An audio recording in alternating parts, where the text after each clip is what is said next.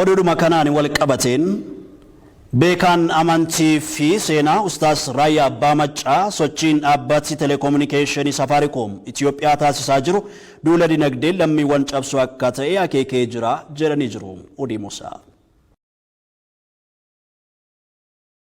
Beekaan amantii seenaa fi afaanii Ustaaz Raayyaa Abbaa Maccaa duula mormii dhaabbata telekominikeeshinii Safaariikoom irratti lammiiwwaniin taasifamaa jirutti makamuu isaanii barameeti jira.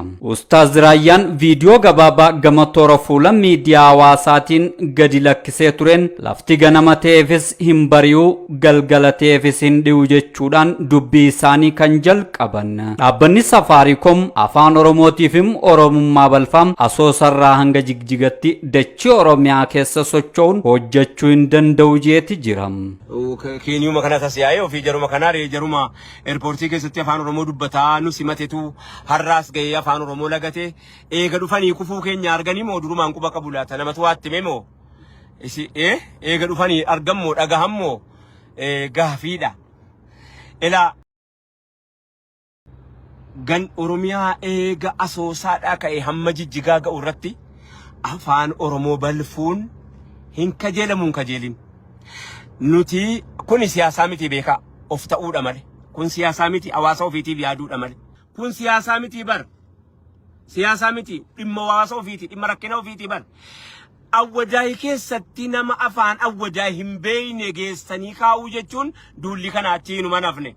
Kaampaaniidha, piraayiveetiidha, dhuunfaadha, nuuf deema, nutti deema. Namni takkaa takkitti narra taa'ee nafa laxaabboo. Maanan dhukkubu seemoo. Maan narra taa'anii namuruun dubbii dhaabboo. Innoo naaf deema. Natti deemuun kun maal fakkaata hawaasni Oromoo ofa gaafatu sagan. Ustaaz Raayyaan sochii Safaariikoom Itoophiyaa keessatti amma taasisuuf foolataa jiru kana sochii bara 1987 keessa dhaabbanni lallaafaa Peepsiidhaa Oromiyaa keessatti taasisuuf yaaleef qabsoo waldaa Maccaatuu lamaa dabalatee qabsaa'onni sabaa kan akka Koloneel Alamuu Qixxeessaa sochii kana dhaabsisuuf taasisaa turaniin wal fakkeessuun kaaseeti jira. Bara 19 akka lakkoofsa biyya kanaatti 87 Peepsiin duula tokko jalqabe. Anaa duulu.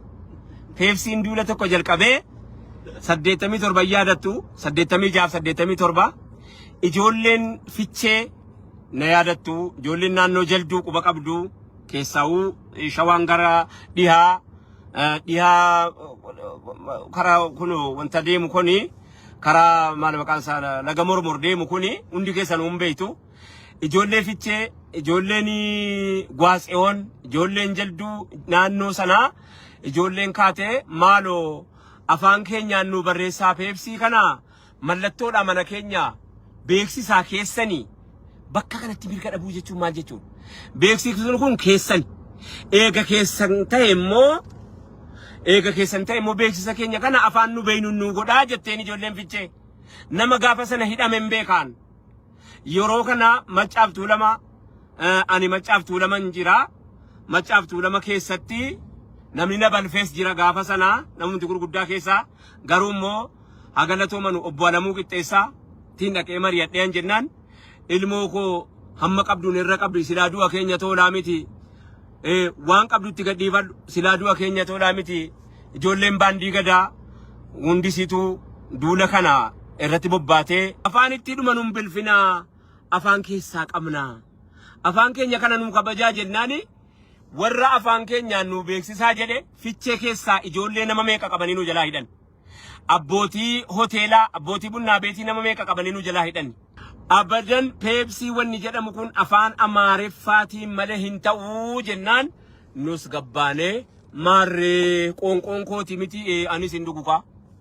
Munshidaa beekamaan Ustaaz Raayyaa Abbaa Maccaa yaada isaa ittuma fufuudhaan sochii Safaariikoom taasisaa jirum duula dinagdeedhaan lammiiwwan cabsuuf taasifamaa jiru ta'uu isaatis ammoo akeekeeti jira.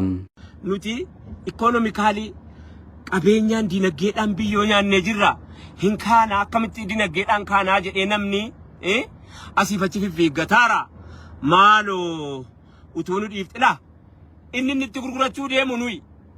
Inni irra taa'u nuyi baachuun dadhabne isa nurra taa'u nu dadhabam afaan koo dadhaba narra taa'ee afaan koo dadhaba maal jechuudha akkanni. Ustaazni mootummaan naannoo Oromiyaadhaan gocha fiinxaaleeyyii kan daangaa dabre kanaafis deebisaa kennuu akka qabuuf dantaa lammiiwwan bulchaa jiru kabachisiisuu akka qabus gaafateeti jira.